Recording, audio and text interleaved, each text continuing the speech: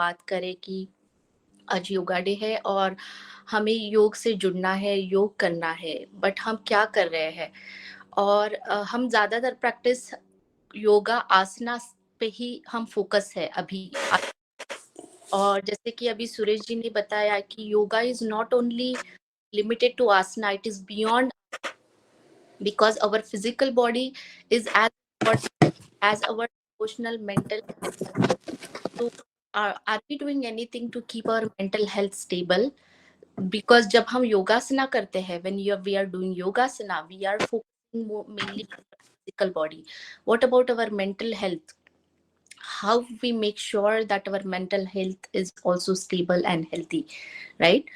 So Samagra Yoga, when we talk about Samagra Yoga, it not only talk about yogasana, it talks about, it has like 8 ashtang yoga. It is also called ashtang yoga. It has 8 limbs, जिसमें 8 भाग होते हैं, जो हमें complete yoga बनाता है, उसे complete yoga. वो क्या है, 8 लिम्स क्या है? तो वो है यम। यम मीन्स क्या, कि जब हमें बुरी बातें छोड़नी है। दूसरा है नियम। नियम क्या है? जब हमें अच्छी बातों से जुड़ना है, हमें we have to bring follow the good habits. Then third becomes the yogasana. Yogasana is very, very important to keep our body healthy. So we focus on all the exercises, asanas, which makes our body fit and fine. Then the fourth limb is pranayam. What is pranayam? It's controlling your thoughts by controlled breathing. जब हम सांस लेके छोड़ेंगे, और उसके साथ ही है जब हम इंटरनल अंदर जाएंगे, we control our thoughts, that is a practice of pranayam. I think a lot of people might be following pranayam also. Then fifth is pratyahar. So what is pratyahar? So pratyahar is like, do not speak, see, or talk or think bad things. Okay, so जैसे हमें follow करना है कि बुरी बातें मत सुनो, बुरी बातें मत कहो, सो इसके साथ बुरी बातें मत सोचो।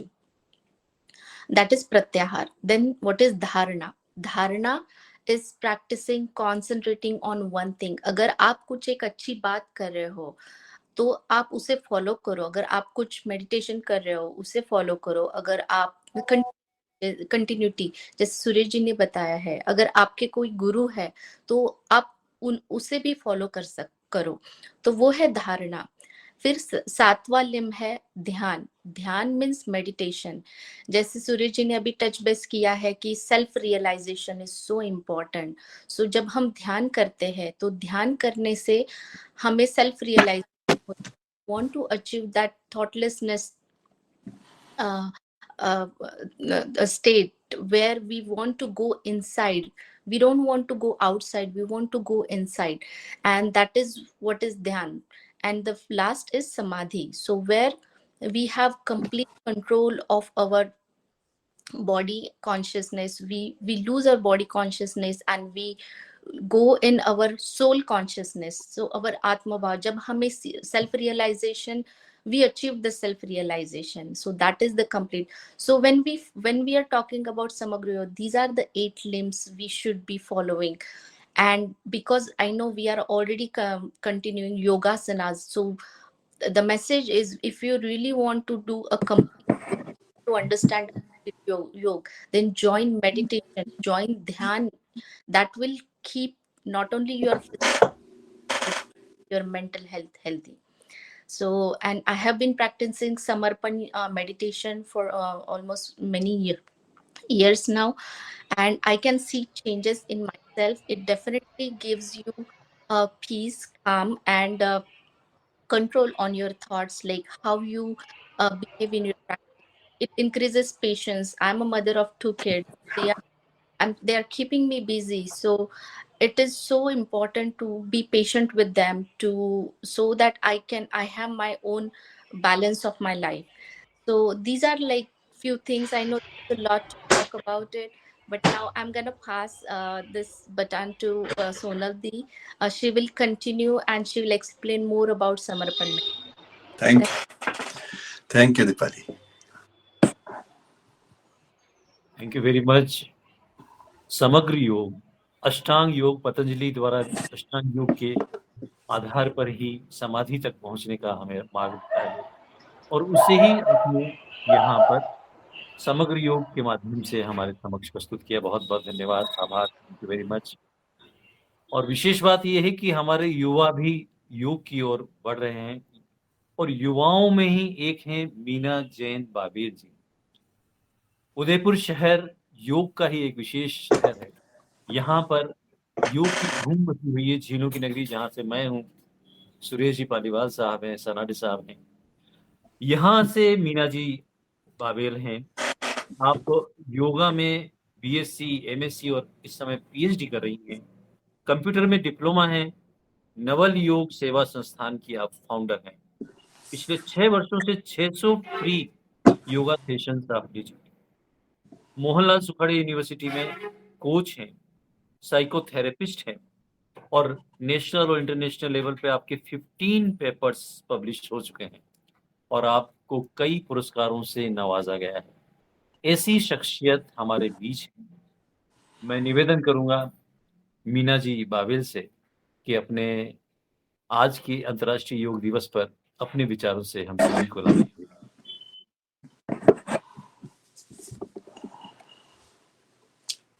आवाज नहीं माइक आ रही। माइक माइक माइक अनम्यूट करिए।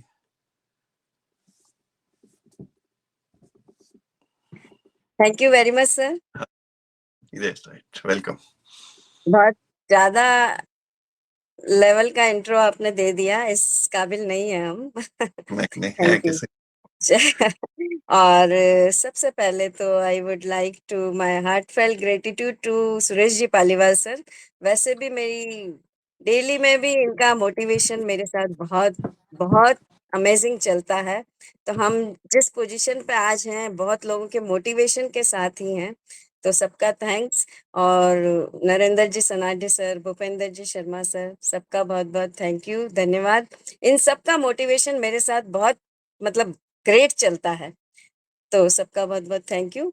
और आज बिना किसी उसके औपचारिकता के हम आगे बढ़ते हैं। तो मैं कुछ एनाटॉमिकली आपको कुछ चीजें बताना चाहूंगी। और सबसे पहले जैसे इस बार की जो थीम है स्वयं और समाज के लिए योग।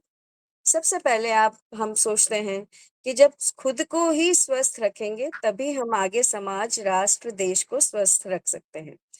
तो हम कैसे अपने आप को हेल्थी हेल्थी कैसे रख सकते हैं? जैसे कहते हैं ना, according to WHO, what is health definition? सम दोषः समाग्निश्च, सम धातु मलक्रिय, प्रसन्नात्मेन्द्रियं न स्वस्थ इत्या मिधीयते। तो कहना चाहिए कि मतलब आप सोचिए कि स्वास्थ्य की डेफिनेशन किस लेवल की है और हम किस स्वास्थ्य की बात कर रहे हैं। मतलब उसमें ये कहा गया है, ये आयुर्वेद की बहुत पुरानी डेफिनेशन है, अभी नहीं बनाई गई है। तो सोचिए इसमें कहा गया है कि आपके दोष सत्व रज तम सभी समान हो, आपकी सभी अग्नियां समान हो। 13 अग्नियां होती हैं, उसमें 3 मेन मानी जाती है। धातुएं 7 धातुएं होती है, तो वो सभी समान हो। आपके मल जो है 3 वो समान हो तभी। और आपकी इंद्रियां, आपकी जो 5 सेंसेस हैं सभी प्रसन्न हो, मतलब उस लेवल पे हो कि तब आपको स्वस्थ कहा जाएगा। अब आप सोचिए, आप और हम बैठ के अगर एनालाइज करें तो हम स्वस्थ हैं या नहीं, ये चीज पे हमारा क्वेश्चन अराइज होगा कि हम कैसे स्वस्थ रह सकते हैं। आज की जिस दौड़ में हम भाग रहे हैं तो उसमें ये कहना चाहिए कि कोई भी स्वस्थ नहीं, मतलब कोई भी फिजिकली, सब फिजिक को सही करने में लगे हुए हैं कि फिजिकली कैसे स्वस्थ रहें, लेकिन कोई ये नहीं सोचता है कि मेंटली कैसे स्वस्थ रहें। जैसे कहा है ना कि योग से चित्त का मल दूर होता है। योगेन चित्तस्य पदेन वाचाम मलम शरीरस्य च वैद्यकेन योपा करोतम प्रवरम मुनीनाम पतंजलिम प्रांजलिरानतो अस्मि। तो योग ही एक ऐसा है जिससे चित्त का मल दूर हो रहा है, आयुर्वेद से शरीर का, और व्याकरण से वाणी का मल दूर हो रहा है। तो अब हम योग से ही अपने चित्त के मल को दूर कर सकते हैं, बाकी कोई ऐसी विधा हमारे पास नहीं है। कोविड के टाइम पे मैंने लंग्स पेशेंट भी डील किए, 7 या 8 बाहर की लेडीज थी जो कि फर्स्ट कोविड के बाद में जस्ट 3 मंथ्स बाद में मैंने उनको डील किया। बहुत डरी हुई, फियर में, एंग्जाइटी, स्ट्रेस, डिप्रेशन, ये सभी उन पर हावी थे। ऐसे पेशेंट को मैंने डील किया। फिर एक डिप्रेशन वाले, तो मतलब ये सोचिए कि इस टाइम किसने साथ दिया। इस टाइम एक योग ही था जो एक चिराग के रूप में सबके, रोशनी के रूप में सबके पास आया। रेस्पिरेटरी ट्रैक की जो प्रॉब्लम्स थी वो सभी योग के थ्रू ही दूर हुई। मतलब यही है कि योग ही था उस वक्त जो सबको दिया जलाए रख रहा था। तो और मैंने भी काफी पेशेंट, मेरे पास एक लंग्स पेशेंट थे जिनके 70% लंग्स डैमेज हो चुके थे और उनको डॉक्टर्स ने जवाब दे दिया था कि 4-5 डेज, और उन्होंने बाद में उसके 3 साल निकाले हैं।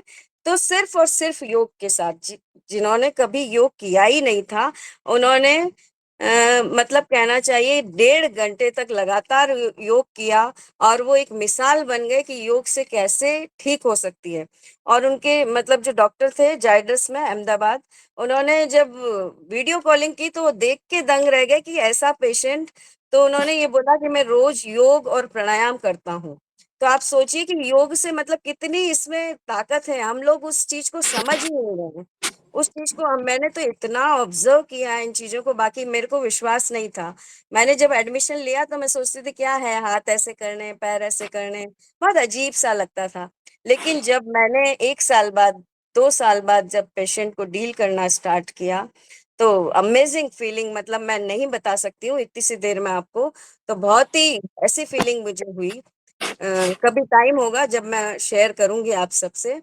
और कहते हैं ना कि जब आप, मैंने अभी आपको बताया समदोष समाग्निश्चय इस टाइप से कि सारी चीजें जब इक्विलिब्रियम स्टेट में है, तो आप सोचिएगा कि उस वक्त आपकी जो ब्रेन में 5 वेव्स फ्लो करती है ना, delta, theta, alpha, beta, gamma, 5 waves लगातार फ्लोट करती है और अलग अलग फ्रिक्वेंसी पर होती है। तो अब आप सोचिए कि हमारी जो अल्फा वेव्स होती है, अल्फा वेव्स होती हैं रिलैक्स्ड एंड वेकफुल स्टेट। मतलब आप रिलैक्स अवस्था में भी हैं और वेकफुल, जागृत अवस्था में आपकी कॉन्शियसनेस जो है फुल फुल स्टेज पे है। तो आप सोचिए ऐसी अवस्था किसके थ्रू आ सकती है? योग के थ्रू। योग और मेनली कहना चाहिए प्राणायाम के थ्रू। अगर प्राणायाम हम प्रॉपरली बहुत अच्छे तरीके से करते हैं तो आपकी अल्फा वेव्स का प्रोडक्शन 30 टाइम्स ज्यादा आपके ब्रेन में होने लगता है, जो कि एक नॉर्मल इंसान में ऐसा नहीं होता है। तो आप सोचिए कि मतलब इतना जो योगी लोग हैं जो सही में हैं, ऐसा नहीं है कि जो ढोंग कर रहे हैं उनकी बात नहीं कर रहे हैं, लेकिन जो सही में योगी हैं उनमें अल्फा वेव्स का प्रोडक्शन बहुत ज्यादा होता है। तो हम कहना चाहिए कि जब अल्फा वेव्स का प्रोडक्शन ज्यादा होता है तो आपके जो सेंट्रल नर्वस सिस्टम के 2 सिस्टम होते हैं, पैरासिम्पैथेटिक नर्वस सिस्टम और सिंपैथेटिक नर्वस सिस्टम। अब कहना चाहिए कि उस वक्त आपका पैरासिम्पैथेटिक नर्वस सिस्टम और सिंपैथेटिक होता, दोनों ही समान इक्विलिब्रियम स्टेट में होने चाहिए। तो कहना चाहिए पैरासिम्पैथेटिक नर्वस सिस्टम डोमिनेंट हो जाता है उस वक्त।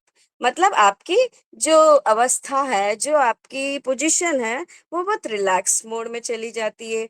आपका वे ऑफ थॉट प्रोसेस, मतलब सोचने का जो तरीका है, वो बहुत ही अच्छा हो जाता है। आप जो कहना चाहिए कि छोटी मोटी बातों में इस टाइप से जो आपके मन में अलग अलग थॉट्स आते हैं, वो थॉट्स का लेवल जो है बहुत हायर हो जाता है। और जब वो लेवल ही हायर हो जाएगा तो आप सोचिए कि आपकी माइंड की जो स्टेट है वो कहाँ तक पहुंचेगी, वो अपर लेवल तक जाती जाएगी। आपकी वेव्स जो हैं, अल्फा वेव्स जो हैं, उनका प्रोडक्शन जैसे जैसे ज्यादा होता जाएगा। तो मतलब ये चीज हम समझ सकते हैं कि योग के थ्रू ही हम मेंटल लेवल को इम्प्रूव कर सकते हैं। और योग ही ऐसा है जो फिजिकल इंटरनली ऑर्गन को जो सही कर सकता है, वो योग ही है। मतलब दूसरी जो भी है, जैसे कहना चाहिए कि जिम है, एक्सरसाइज है, वो आपका वेट रिड्यूस कर सकती है, कुछ भी कर सकती है, लेकिन अंदर तक जाके और आपके इंटरनल ऑर्गन को वो मसाज नहीं कर सकती है। लेकिन योग ऐसी एक विधा है जिसके थ्रू हम इंटरनल ऑर्गन्स को सही कर सकते हैं। जो भी हमारे ऑर्गन्स हैं अंदर की, और जो हैं, आप आपका चाहे ब्रेन ले लीजिए, चाहे आपका स्टोमक ले लीजिए, चाहे आपकी स्प्लीन ले लीजिए, कोई भी ऑर्गन ले लीजिए, उस ऑर्गन को आप किसी और थेरेपी के थ्रू सही नहीं कर सकते हैं। तो योग में तो इतनी ताकत है, हम इन चीजों को शायद बहुत ऊपर से देख रहे हैं। अंदर से देखने के लिए हमको बहुत इसके पास में जाना पड़ेगा। और जिन पेशेंट की मैं बात बता रही हूँ ना, जिनको मैंने 8-9 पेशेंट जो कि फर्स्ट कोविड के बाद में मैंने डील किए, और जो ये लंग्स पेशेंट हैं उनको तो फर्स्ट कोविड में, मतलब जब कोविड में सबके यहाँ पे ताले लगे हुए थे, तब मैं उन पेशेंट को जाके देख रही थी। तो एक एक बार तो मेरे भी मन में आया कि मेरी लाइफ का क्या होगा, लेकिन मैंने सोचा कि मैं जब योग में हूँ तो मेरे को इस सेल्फिशनेस को छोड़ देना चाहिए। उसके बाद छोड़ के मैंने उनको डील किया, और मैंने उनको 1.5 साल तक लगातार सुबह 5 बजे से 6:30 बजे तक, 7 बजे तक मैंने योग करवाया। और हुआ ये कि जो 10 साल से नीचे क्रॉस लेग्ड बैठ नहीं रहे थे, उन्होंने बैठना स्टार्ट कर दिया। मतलब with in 3 to 4 months, after 3 to 4 months वो नीचे बैठने लगे। 5 RPM कॉन्सेंट्रेटर पे उनकी लगातार मशीन जो चलती थी, वो सिर्फ आ गई थी 1 पे, और वो सिर्फ मतलब केवल रात में, नाइट में ही चलती थी। तो इतना उनको योग का बेनिफिट हुआ, और मेरे से ज्यादा अच्छा योग वो करने लगे। मतलब मैं इतना नहीं बैठ पाती थी कि 1.5 घंटे तक मैं बैठ पाऊं, मैं इतना प्राणायाम कर पाऊं, लेकिन मेरे से अच्छा डेडिकेशन उनका हो गया था। तो ये कहना चाहिए कि अगर अपन इस तरीके से योग को लें, इस तरीके से इसके पास में चले जाएं, मतलब अपन बहुत दूर हैं, अभी सब लोग योग के बहुत दूर हैं। जितना इसके पास में जाएंगे, इनको ऑब्जर्व करेंगे, जितने प्राणायाम को अपन डीपली करते जाएंगे, जितना ऑब्जर्व करते जाएंगे, उतना ही इसका बेनिफिट हमको होगा। योग में जैसे कहते हैं ना, यम और नियम, सिर्फ उसका एक पॉइंट को आप पकड़ लीजिए कि अहिंसा, सत्य। महावीर स्वामी ने सिर्फ एक अहिंसा को लिया था और मोक्ष को प्राप्त कर लिया था। जरूरी नहीं है, जब एक पॉइंट भी अगर हायर लेवल पे जाता है, तो दूसरे पॉइंट खुद ब खुद होने लगते हैं। तो उसके लिए आपको ऐसा नहीं है कि पहले आपको अहिंसा को सिद्ध करना है, फिर सत्य को सिद्ध करना है। ये अपने आप होते हैं। तो आपको एक पॉइंट को पकड़ना होता है, और उसके लेवल को आपको बढ़ाना होता है। चलिए, मैं कहीं ज्यादा टाइम तो नहीं हो गया, Okay, तो thank Thank you very much. Thank you very much. और कभी और मौका मिलेगा तो Sure, बहुत sure, बहुत thank you sure. Suresh ji sir. आपका, Thank you, आपने thank you. वहां बैठे भी हमको याद किया। अरे वेरी नहीं, much thank so you, nice. Heartful gratitude. Thank you very Thank you. Much. बहुत बहुत धन्यवाद, आभार। कोशिश अगर ईमानदार हो तो नामुमकिन कुछ भी नहीं। आपने उदाहरणों से हमें बताया, जब कोरोना का विकराल रूप था, उस समय आपने अपनी जान जोखिम में डालकर यह जो हमारी थीम है, स्वयं और समाज के लिए योग, से साकार किया। आपका बहुत बहुत अभिनंदन, धन्यवाद, आभार।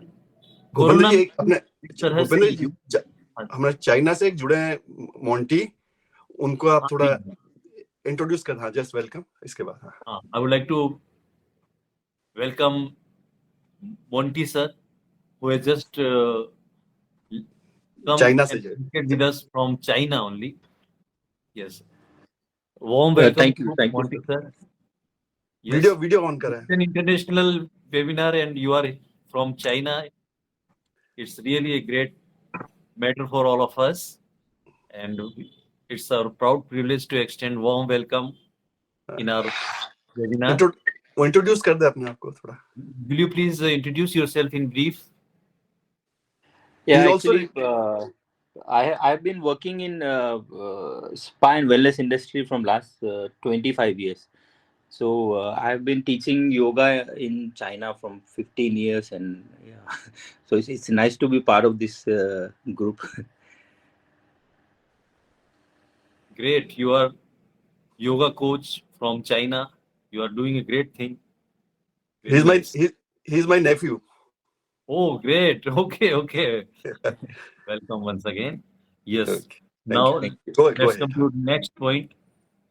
Yes, in our this webinar from America, Sonal Sabu, who has done engineering from India only, from Mumbai in electronics.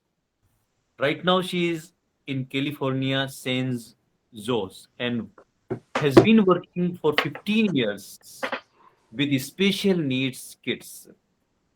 She is teaching them. And She is a regular practitioner of yoga meditation and Himalayan Samarpan meditation. She has been coordinator of Himalayan Samarpan meditation of USA. I would like to extend warm welcome to Sonal Sabu, and you are going to deliver a short speech on Samarpan Dhyan. Yes, please. Namaskar, good morning, good evening, good afternoon, wherever you are in whichever country. This is such a beautiful cause. हम सब इसके लिए जुड़े हैं और धरती पे अच्छे वाइब्रेशंस इस डिस्कशन से ला रहे हैं, उसके लिए आप सबको बहुत बहुत धन्यवाद। तो मैं अपनी एक छोटी सी कहानी से, अनुभव से शेयर करती हूँ और उसके बाद हिमालय समर्पण योग में क्यों जुड़ी उसके बारे में बताती हूँ। तो मैं अमेरिका में हूँ और यहाँ पर सबसे ज़्यादा बच्चों में, टीनेजर्स में एंजाइटी, स्ट्रेस बहुत ज़्यादा हो रहा है। अब तो सारी दुनिया में इस उम्र में बच्चों के साथ हो रहा है। तो कुछ जीवन के ऐसे ही पड़ाव में थी कि मेरा बेटा भी जब हाई स्कूल से कॉलेज में जाने वाला था तो वो बहुत ज़्यादा डिप्रेशन की स्टेज में आ गया था। और तब तक मेरी जीवन में ऐसा ध्यान का ये इतना कुछ इन्वॉल्वमेंट नहीं था। पर जब माँ के लिए जब बच्चे की प्रॉब्लम आती है तो माँ बिल्कुल युद्ध पे आ जाती है कि अब तो मुझे सँभालना ही है।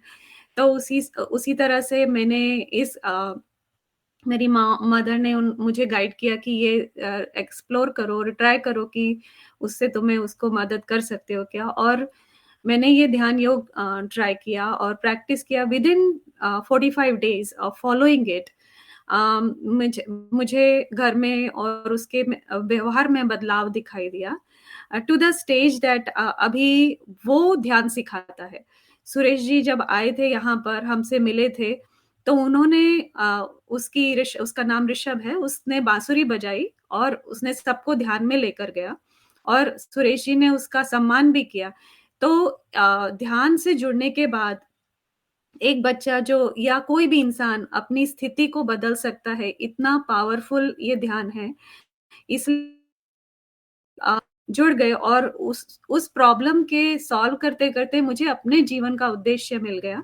तो उसके बारे में बताती हूँ कि ये ध्यान योग हिमालय के संतों ने लाया है और हमारे गुरु का नाम श्री शिव कृपानंद स्वामी जी है और उनकी इच्छा थी कि वो ध्यान सोसाइटी में, समाज में बाँटे। हम जैसे लोगों को, जो हम डेली यूज़ में ध्यान को यूज़ कर सके, उस तरह से वो देना चाहते थे, उनकी तीव्र इच्छा थी।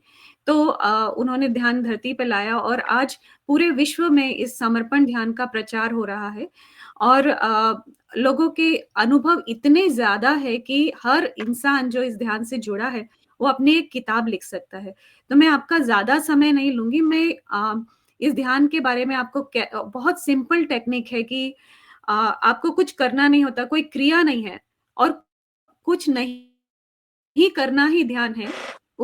उस टेक्निक से, उस संस्कार से आपके अंदर ही बदलाव आने लगता है। तो ये एक तरीका है उससे जुड़ने का। और हमारे यहाँ पर यूएस में और इंडिया में भी बहुत सारे वर्कशॉप्स होती रहती हैं। We have a upcoming workshop that I would like to share about with you all. So let me share this little document here, this image. If you can see it, this is a workshop which is coming up in just this weekend on 22nd June, which is a very simple way to learn how to do dhyan practice and then have a balanced life, fearless life, and worry-free life. And there is a very good team which supports you for 45 days, and I will be sharing the link in the chat to fill up the form, or you can scan the barcode of this and learn the simple technique of meditation.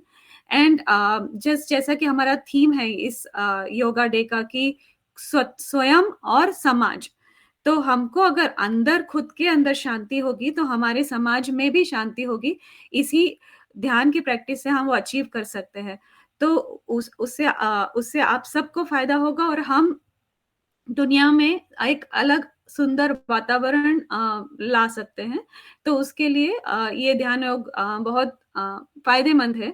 तो मैं आपसे ये link share करूँगी और अगर आप चाहें तो इससे जुड़ सकते हैं और हिमालयन समर्पण ध्यान योग से गूगल कर सकते हैं और इसके बारे में और इन्फॉर्मेशन ले सकते हैं और अपने जीवन को और अपने आसपास के लोगों के जीवन को भी बदल सकते हैं। तो उसके लिए मुझे आने के लिए, मुझे बुलाने के लिए सुरेश जी का और आप सबका बहुत-बहुत धन्यवाद। And Suresh ji is also leading a workshop here in Bay Area, and we are thankful for him to help us with that yoga session and make a complete yoga workshop. So we are grateful and thankful to the whole team for that. Thank thank you very much. समर्पण, हिमालय समर्पण meditation centre Udaipur में भी है। Doctor Shalini Joshi जिसे चलाती हैं और उसका मैंने भी उनके यहाँ जाकर अनुभव किया। बहुत धन्यवाद। आप लिंक भेजेंगे, उसका भी हम लाभ लेंगे। ध्यान स्वयं, हम स्वयं ध्यान के माध्यम से सकारात्मक होते हैं और उससे समाज को हम सकारात्मक कर सकते हैं और अपनी इस थीम को साकार कर सकते हैं, स्वयं और समाज के लिए योग। आपका बहुत धन्यवाद, आभार। और अब हम चलते हैं हमारे आज के विशेष वक्ता आदरणीय डॉक्टर एन.के. सनाटे साहब। आपको सभी विधाओं में, हमारे आयुर्वेद हो, चाहे प्राकृतिक चिकित्सा हो, चाहे एलोपैथी भी हो, चाहे होम्योपैथी हो, हर चिकित्सा की विधा में आप पारंगत हैं, योगाचार्य हैं और वर्षों से आप भी बैंक से रिटायर्ड हैं। और हमारे इस कार्यक्रम में एक सुभाष चंद्र जी मेहता जुड़े हैं, वो भी बैंक से रिटायर्ड हैं। और योगाचार्य देवाराम जी राजपुरोहित जी का मैं स्वागत करना चाहूँगा, जो हमारे इस कार्यक्रम में जुड़े हैं। आदरणीय सुभाष चंद्र जी, जैसा कि अभी 4 जो हमारी योग के बारे में बताया था, उसमें आप गीता ज्ञान योग के आप समर्पित महान भाव हैं। आदरणीय श्री सुभाष चंद्र जी मेहता का बहुत स्वागत है। योगाचार्य देवाराम जी का बहुत स्वागत है। और अब हम सभी सुनेंगे ओजस्वी वाणी में डॉक्टर एन.के. सनाटे, जो उदयपुर से ही हैं। बैंक से सेवानिवृत्ति के बाद आपने योग और वैकल्पिक चिकित्सा को अपने समाज सेवा का एक मजबूत प्रकल्प बनाया और आज जन जन तक इन सेवाओं के माध्यम से आप जाने पहचाने जाते हैं। और हमारे कई वेबिनार, सभी कोरोना काल में हमने आपका पूरा हर सप्ताह एक वेबिनार होता था हेल्थ पर, स्वास्थ्य पर, और आप समस्याओं के समाधान, सटीक समाधान आप योग के, होम्योपैथिक चिकित्सा के, आयुर्वेदिक चिकित्सा के, प्राकृतिक चिकित्सा के, सभी चिकित्साओं का तालमेल बिठाते हुए आप बहुत ही सुंदर परामर्श दिया करते थे। आपका हमारी इस वेबिनार में बहुत बहुत स्वागत है, अभिनंदन है। और आपसे निवेदन है हमारी इस वेबिनार में अपने उद्बोधन से हमें अनुग्रहित करने का।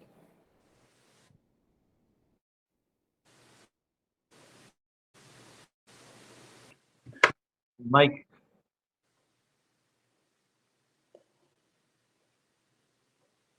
आवाज आ रही है? अब आवाज आ रही है? हाँ जी, हाँ, आ रही है, अब आ रही है जी। ओम यो देवो अग्नौ यो अप्सु यो विश्वं भुवनमा विवेश य औषधीषु यो वनस्पतिषु तस्मै देवाय नमो नमः।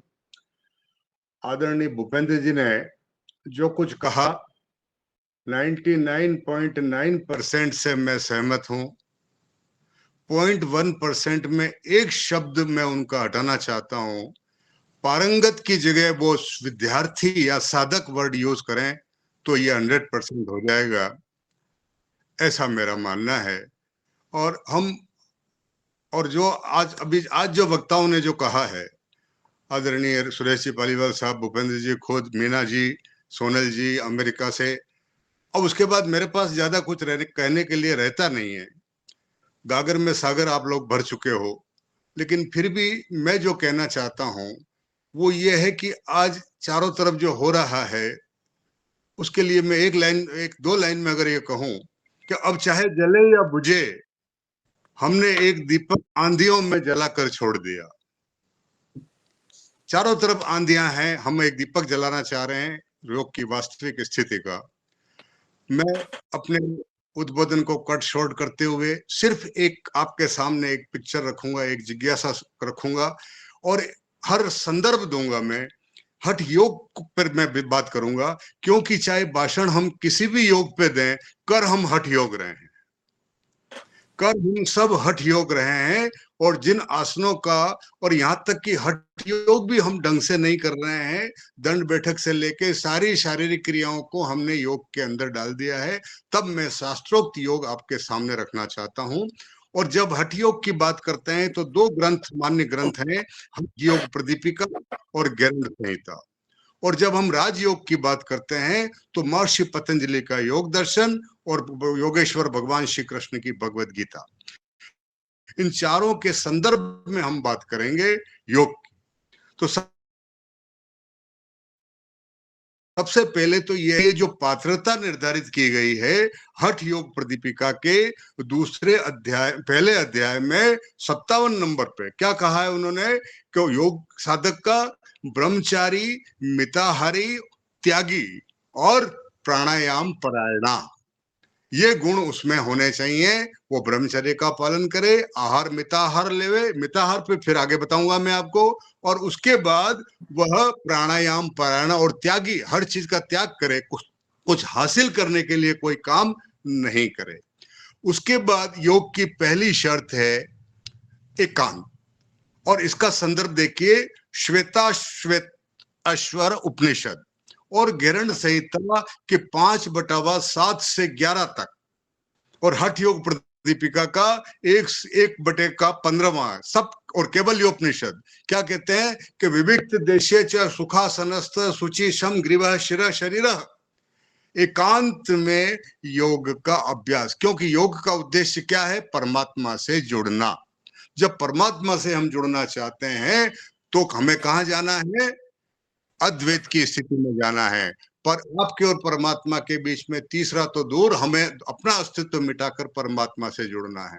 उसके बाद योग आरंभ करने के लिए क्या कहा है, सबसे पहले स्थान का चयन किया जाए, और स्थान के चयन में गैरंड संहिता का 5वां अध्याय, जिसमें तीसरे से लेकर 7वें श्लोक तक, ये संदर्भ इसलिए दे रहा हूं कि आप भी कुछ अध्ययन करके देख सकें। हर मंच के वक्ता को आप सही मानकर नहीं चलें, अपना अध्ययन करें, जिसको हम योग में स्वाध्याय कहते हैं। और भगवत गीता में 6/10 क्या कहते हैं, सुचो देशे प्रतिष्ठाप्य अस्थिर मातरम मातरम, और भगवत और गैरंड संहिता में क्या कहा है कि ऐसी जगह जो न ऊंची हो, जो नीची हो, और समतल जगह और शुद्ध जगह जहां पर ऑक्सीजन की पूरी मात्रा हो, उस स्थान का चयन करें। फिर काल की बात की है, अगर योग प्रारंभ करना है तो कौन सा काल होना चाहिए, ओनली वसंत और शरद ऋतु। वसंत का मतलब मार्च अप्रैल, 16 मार्च से 15 अप्रैल तक, यानी कि तीसरा और चौथा जो महीना है वो, और 9वां और 10वां महीना वसंत और शरद ऋतु को योग आरंभ करने के लिए उचित माना है, अन्यथा वो हानिकारक होता है। दूसरा, युक्त ढंग से अगर हम योग का अभ्यास करेंगे तो लाभदायक है, अयुक्त ढंग से करेंगे तो वह लाभदायक नहीं होता है। तो हमें क्या देखना है कि हमारा शास्त्र क्या कहता है। काल हो गया, अब उसके बाद इतना स्पष्ट हर चीज लिखी गई है कि योग करते समय आपका मुंह किधर होना चाहिए, आपका मुंह किधर होना चाहिए, तो उसके लिए लिखा है कि ईस्ट की तरफ या नॉर्थ की तरफ, पूर्व की तरफ या उत्तर की तरफ आपका मुंह होना चाहिए। और इसका संदर्भ है गैरंड संहिता 5 अध्याय का 32, पढ़ के देख लीजिएगा। तो हमें क्या करना चाहिए, जब भी हम अभ्यास करें तो पूर्व उत्तर की तरफ अपना मुंह होना चाहिए। उसके बाद क्या कहा है आसन के बारे में, कि ये उल्टे सीधे आसन करने के बजाय क्या लिखा है कि तिरुनितम विस्थाप्यम, श्वेताश्वतोपनिषद, श्वेताश्वतर उपनिषद के अंदर क्या लिख, और केवली उपनिषद क्या कहा है कि विविक्त देशे च सुखासनस्थ शुचि सम ग्रीव शरीर, और श्वेताश्वतर उपनिषद क्या कहता है कि त्रिनितम स्थाप्यम, यानी कमर, गर्दन और सिर सीधी होनी चाहिए, ये आसन का पहला नियम है। और उसके बाद भगवत गीता क्या कहता है, समय काय समम काय शिरो ग्रीवम, काया, सिर और गर्दन तीनों सीधे होने चाहिए। उसके बाद आप अभ्यास करें। तो ये महत्वपूर्ण चीजें हैं जिनके बिना किसी भी प्रकार का अभ्यास अधूरा रहता है। फिर हम बात यम नियम के बारे में काफी बात हमारे वक्ताओं ने कर ली, उसका पालन करना चाहिए। यम नियम फाउंडेशन है, आधार स्तंभ है। उसके बाद अगर आसन भी हो गया हमारा स्थिर सुखासनम और प्रयत्न शिथिल समापत्ति व्यायाम। भगवत गीता में आपको एक भी आसन नहीं मिलेगा, महर्षि पतंजलि के योग दर्शन में एक भी आसन नहीं है। हठ योग प्रदीपिका में 15 आसन है और गैरण संहिता में केवल 32 आसन है। और इन सब का निचोड़ क्या निकलता है कि आसन योग का सबसे कम महत्वपूर्ण अंग है, जिसको सबसे ज्यादा महत्व आज की तारीख में दिया जा रहा है। फिर आगे बढ़ते हैं हम प्राणायाम पर। प्राणायाम के पहले क्या करना चाहिए? क्या लिखा है प्राणायाम के पहले? कि नाड़ी शुद्धि करना चाहिए। नाड़ी शुद्धि प्राणायाम नहीं है। नाड़ी शुद्धि क्या क्या का मतलब कहा, क्या लिखा है कि मलाकुलासु नाड़ीसु मारुतो नेव गच्छति। प्राणायाम कथम सिद्धयेत, कि मलों से बड़ी हुई नाड़ियों में हवा भी आसपास नहीं जा सकती, तो प्राणायाम कैसे होगा? तो सबसे पहले नाड़ी शुद्धि करना है। उसके बाद अभी भी प्राणायाम शुरू नहीं हुआ है। और नाड़ी शुद्धि में भी क्या कहा है उन्होंने कि कुंभक लगाना है। तो बिना कुंभक के जो भी क्रिया होती है वो तो नाड़ी शुद्धि में भी नहीं है। प्राणायाम तो बहुत दूर की बात है। तो नाड़ी शुद्धि में क्या निर्देश दिए हैं? गैरण संहिता में क्या कहा है कि बाएं से सांस भरें एक बार और मन में यम यम यम 5 सेकंड में अगर भरा है तो 20 सेकंड रोकना है, यम यम यम यम, और 10 सेकंड में यम यम यम से छोड़ना है। फिर वापस भरना है दाएं से और अब मंत्र होगा रम रम रम रम। 20 सेकंड रम रम रम और 10 सेकंड रम रम रम रम। उसके बाद फिर भरिया लेते और 5 सेकंड में मंत्र होगा ठम ठम ठम ठम। फिर 20 सेकंड वम वम वम और 10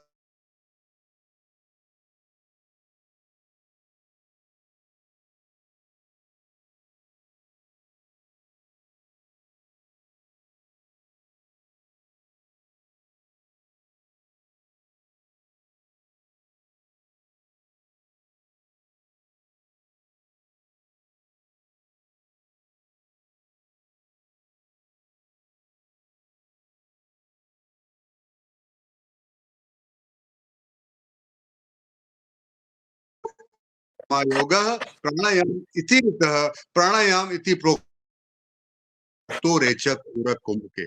प्राणायाम की जितनी परिभाषाएं हैं उन सब में कुंभक जरूरी है। और महर्षि पतंजलि क्या कहते हैं कि बाह्याभ्यंतर स्तंभ देश काल संख्या भी परिदृष्टो दीर्घ सूक्ष्म, कि बाहर या अंदर सांस को कहीं रोकना है। तस्मिन सती श्वास प्रश्वास योर गति विच्छेद प्राणायाम, यानी कि सांस और प्रश्वास की गति को रोकना, ठहराना, यानी कुंभक करना। और कुंभक का रेफरेंस आप देख सकते हैं हठ योग प्रदीपिका में 2 अध्याय का 71 से 77 और त्रिशिक ब्राह्मणों परिषद।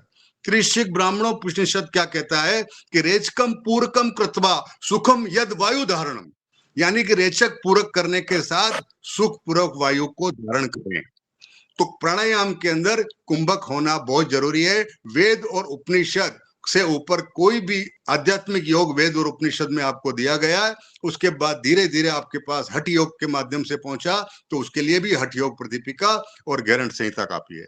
मैं रेफरेंस दे रहा हूं, ज्यादा डिटेल में समय का ध्यान रखते हुए आप पढ़िए आराम से, और फिर अपन अगले बार कभी चर्चा कर सकते हैं। बंद। अब हठ योग में बिना बंद के कोई भी क्रिया हठ योग की क्रिया नहीं होती। बंद का क्या मतलब है कि जो एनर्जी हम प्रोड्यूस कर रहे हैं वो गलत दिशा में नहीं जानी चाहिए, इसलिए उसे बांधना है, बंद लगाना है। तो 3 बंद होते हैं, मूल बंद, उड्डीन एंड जालंधर बंद। तो हठ योग प्रदीपिका का 2 अध्याय और 45 श्लोक क्या कहता है कि पूर्वकांते तू कर्तव्यो बंदो जालंधर, कि पूरक करने के बाद मूल तो लगा ही रहेगा, पूरक करने के बाद जालंधर बंद लगाइए, और रेचक करने के बाद उड्डयन बंद लगाइए। तो 3 बंदों के साथ हम प्राणायाम करते हैं, तब प्राणायाम शास्त्र सम्मत होता है और प्राणायाम का पूरा लाभ होता है। उसके बाद एक अक्सर कहा जाता है कि 3 नाड़ियां होती हैं, ईड़ा, पिंगला और सुषुम्ना, और उनको नाक में बताया जाता है कि बायां ईड़ा, दायां पिंगला। अगर हम इसको शास्त्र में देखें, वराहोपनिषद, उपनिषद क्या है? वेद का सार है। वराहोपनिषद क्या कहता है कि ईड़ा, पिंगली और मध्य सुषुम्ना नाड़ी, ईड़ा, पिंगली और मध्य सुषुम्ना नाड़ी नाभि मंडले स्थित है। साफ लिखा हुआ है कि नाभि मंडल में स्थिर हैं, यानी कि मूलाधार से 3 नाड़ियां ऊपर की तरफ चलती हैं, जिनको ध्यान से आप जागृत कर सकते हैं। बाईं तरफ ईड़ा, दाईं तरफ पिंगला और बीच में सुषुम्ना। तो योग के माध्यम से हमें ईड़ा को समाप्त करना है, पिंगला को समाप्त करना है और सुषुम्ना में हमारी एनर्जी का प्रवाह करना है। एनर्जी मध्यवर्ती होनी चाहिए। ठीक है, बहुत संक्षेप में चल रहा हूं। उसके बाद योनि मुद्रा। आपने देखा होगा कई बार कि जब अपन भ्रामरी प्राणायाम करते हैं, कोई कहता है कि माथे पे हाथ रखिए, कोई कहता है कि यूं बंद करिए। मेरा शास्त्र क्या कहता है कि योनि मुद्रा, घेरण संहिता 3रा अध्याय और 49वां श्लोक क्या कहता है कि पहली उंगली आंख पर, कान को अंगूठे से पहली उंगली आंख पर, दूसरी नाक के पास और बाकी 2 उंगलियां होठ पर। इसको योनि मुद्रा कहते हैं, क्षणमुखी मुद्रा कहते हैं। तो अगर आपको मुद्रा का प्रयोग करिए।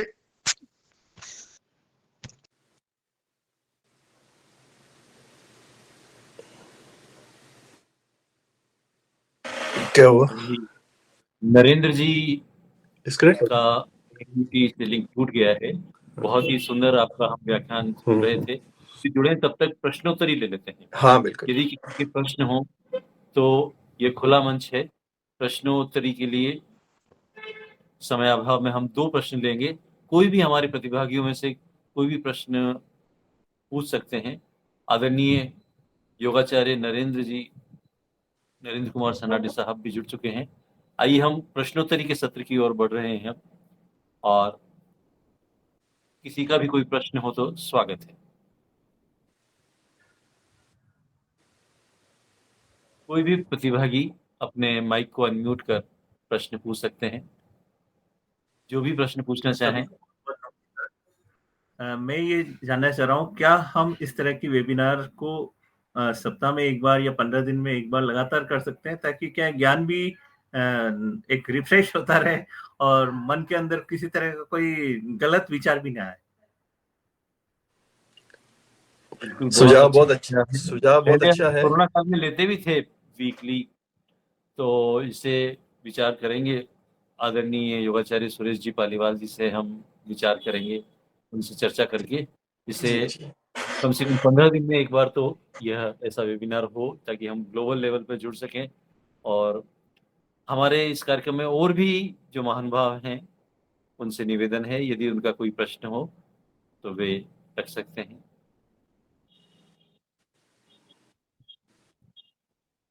मुझे लगता है अभी और प्रश्न नहीं आ रहे हैं। अगले वेबिनार में आपसे प्रश्न लेंगे। मैं निवेदन करूंगा योगाचार्य सुरेश जी पालीवाल से वोट ऑफ थैंक्स के लिए। बहुत अच्छी वेबिनार हुई। On behalf of Sukrupa Foundation, I express my sincere thanks and gratitude to all the participants, speakers, technicians, and all those who helped directly or indirectly to make this webinar a success. And as suggested by Umesh ji, we will try to organize such workshops in future also. So thank you very much. Thank you all.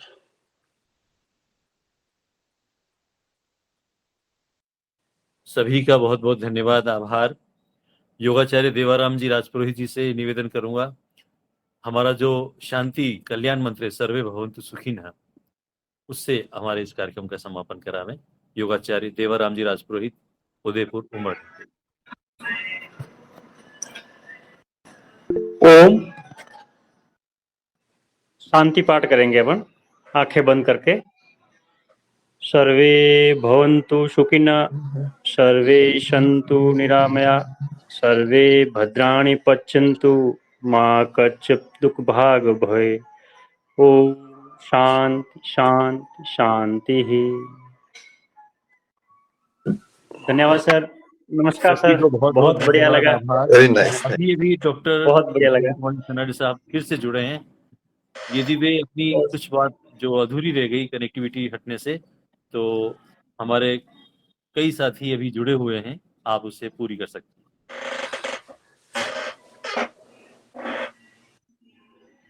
Mic unmute कर लीजिए। आवाज नहीं आ रही है।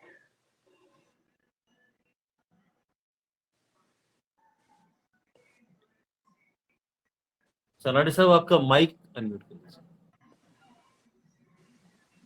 आवाज नहीं आ रही है।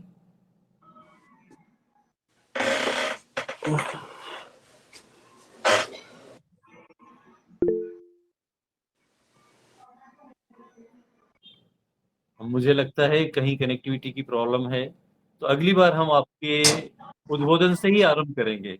अगला फिर हम वेबिनार करेंगे आदरणीय योगाचार्य डॉक्टर नरेंद्र कुमार सनाडे साहब, और विशेष रूप से सुकृपा फाउंडेशन का हम आभारी हैं। सभी प्रतिभागियों के हम हृदय से आभारी हैं। We are thankful to all the participants, we are thankful to all the distinguished guests who have just delivered wonderful speech, which has definitely extended our knowledge. And once again, wish you all the best. Good wishes on 10th International Yoga Day. सभी योग करें, योगी बने, सहयोगी बने और जीवन में समाज में उपयोगी बने। इसी के साथ ओम शांति शांति शांति।